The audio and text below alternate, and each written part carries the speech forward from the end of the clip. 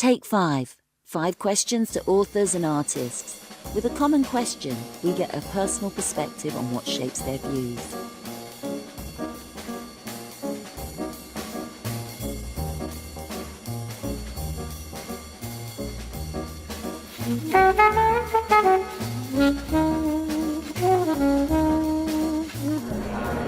Steven McKay, author of Wolf's Head.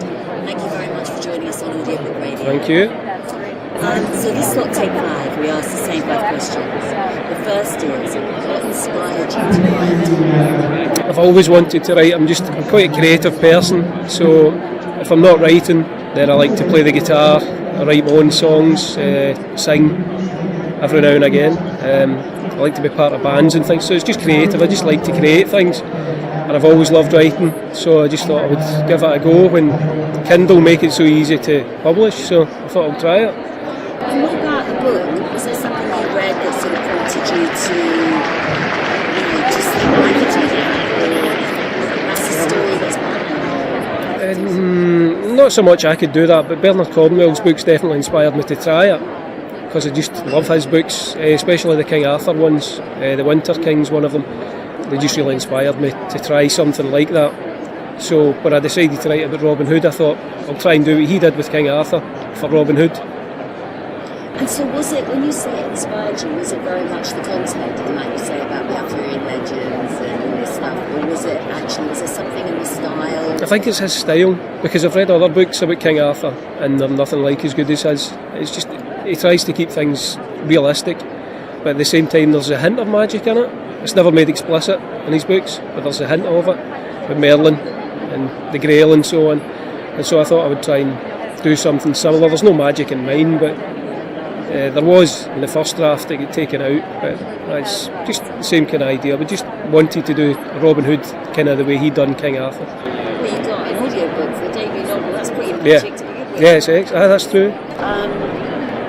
So, is there a book that you would like read to I think I would quite like to have The Lord of the Rings read to me. I think it would last so long that I'd probably never get through it all. It's bad enough reading it yourself. But yeah, I think that would be quite interesting to hear The Lord of the Rings. Other than that, I really enjoy reading myself, because I put my own, everybody does, you put your own voice into the characters in the book and you hear it in your head. So I think some books it might not work so well if you love the book so much, but I don't know, as I found with my own book, it's really a different experience having an audiobook than it is to reading it yourself. So for a book like Lord of the Rings, which is one of my favourite books, I think that would be really interesting, but it would have to be the right narrator.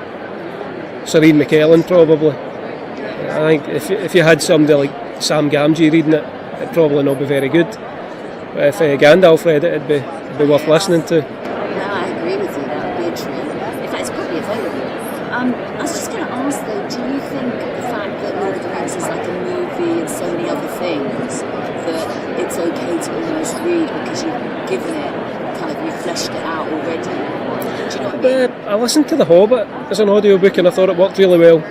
And they had music and stuff in it as well, the version I heard, and it was quite good. So I think The Lord of the Rings is just The Hobbit times 2, really, in any form. So yeah, I think it would work fine. But do you think, are you tempted to kind of try out a new book, kind of on audio? Do you worry about getting your own voice in your head?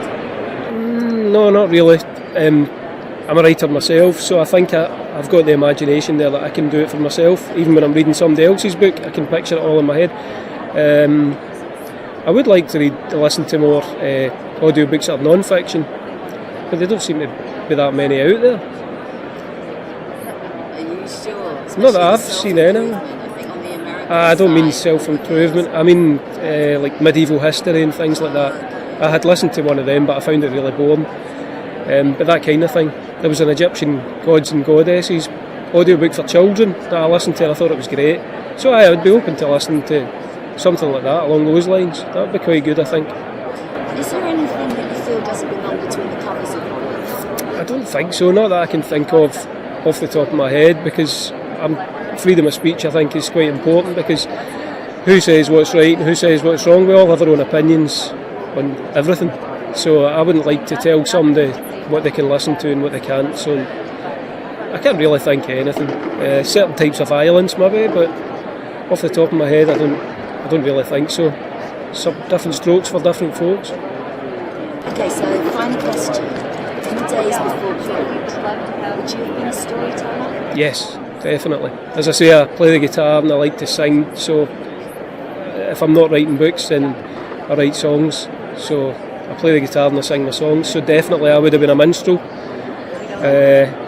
or something like that. Minstrel more than a storyteller. You wouldn't have been trying to get an audience around the campfire. Oh no, yeah, definitely I would have been, but I prefer to do it as part of a group though. I don't particularly like to be the centre of attention. So yeah, I'd be a minstrel, but be part of a travelling band of minstrels. Oh, I'd like to sing the show.